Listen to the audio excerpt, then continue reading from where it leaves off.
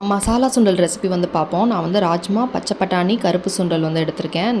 Over night soak பண்ணிவிட்டு அடுத்த நாள் வந்து குக்கரில் போட்டு அதை வந்து மூழ்கிற அளவுக்கு தண்ணி வச்சு ஒரு 8 விசில் வந்து வச்சுக்கலாம். ஸோ 8 விசில் வச்சு எடுத்ததுக்கப்புறமா நான் இப்போ வந்து காட்டுறேன். ஸோ 6 to 8 விசில் உங்களோட இஷ்டம் தான். எடுத்ததுக்கப்புறமா காட்டுறேன்.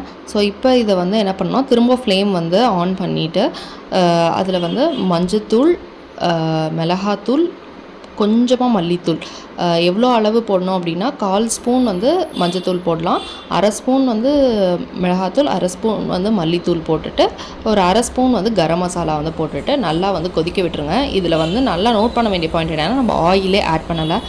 ஸோ நீங்கள் வந்து வெயிட் லாஸ்க்காக ட்ரை பண்ணிங்கன்னா கூட இந்த ரெசிபி வந்து நீங்கள் யூஸ் பண்ணலாம். ஸோ நம்ம வந்து சுத்தமாக வந்து ஆயில் வந்து ஆட் பண்ண மாட்டோம் ஒரு ட்ராப் கூட கடைசி வரைக்குமே.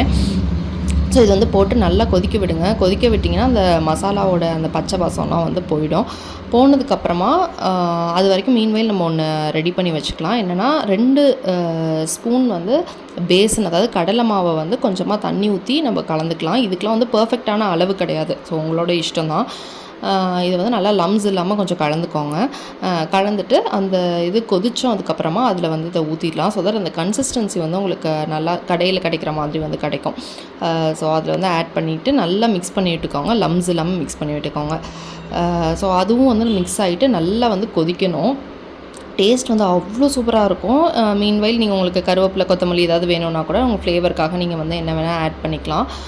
கடைசியாக வந்து உப்பு சேர்த்துக்கிறேன். உப்பு சேர்த்து நல்லா வந்து கொதிக்க விட்டுக்கிறேன். இது வந்து நல்லா கொதிக்கணும். அந்த மசாலா வாடை இருந்துச்சுன்னா நம்மளால் வந்து சாப்பிட்றதுக்கு வந்து நமக்கு ரொம்ப இதுவாக இருக்காது. ஸோ கொஞ்சம் வேகாதது கூட இந்த மாதிரி நம்ம கொதிக்க விடும் போது அந்த சுண்டல்லாம் நல்லா வெந்துடும். இந்த ஸ்டெப் வந்து ஆப்ஷனல், நான் டேஸ்ட்டுக்காக சேர்க்குறேன். ஒரு வெங்காயமும் தக்காளியும் வந்து ரொம்ப சின்னதாக கட் பண்ணி வந்து ஆட் பண்ணிக்கிறோம். இதை வந்து ரொம்ப குக் பண்ணக்கூடாது. இதை வந்து போட்டுட்டு உடனே வந்து ஸ்டவ்வை வந்து ஆஃப் பண்ணிடணும் மிக்ஸ் பண்ணி விட்டுட்டு. ஸோ தட் அப்போ தான் கொஞ்சம் அந்த நம்ம சாப்பிடும்போது கொஞ்சம் க்ரன்ச்சியாக இருக்கும் அது. அண்ட் இதை சாப்பிடும்போது வந்து பார்த்திங்கன்னா மேலே வந்து பெஸ்ட்டு காம்பினேஷன் வந்து அந்த கார்ன்ஃப்ளெக்ஸ் போட்டு சாப்பிடலாம், இல்லைனா ஓமப்பொடி போட்டு சாப்பிடலாம், இல்லைனா வந்து இந்த காரா பூந்தின்னு சொல்லுவாங்கள்ல அது வந்து போட்டு சாப்பிட்லாம். 3மே இன்றைக்கி இல்லை. பட் இது இது ஓமப்பொடி மாதிரி கொஞ்சம் பெரிய சைஸில் ஒன்று கிடச்சிச்சு, அதை தான் போட்டு சாப்பிட்டோம். பட் கார்ன்ஃப்ளெக்ஸ் போட்டு சாப்பிட்டிங்கன்னா அல்டிமேட்டாக வந்திருக்கும். ஸோ கண்டிப்பாக இந்த ரெசிபி வந்து ட்ரை பண்ணுங்கள். யாராவது ட்ரை பண்ணிங்க அப்படின்னா கமெண்ட் செக்ஷனில் வந்து சொல்லுங்கள். இன்னொன்று ஒரு மினி வ்ளாகில் மீட் பண்ணுவோம். பாய்.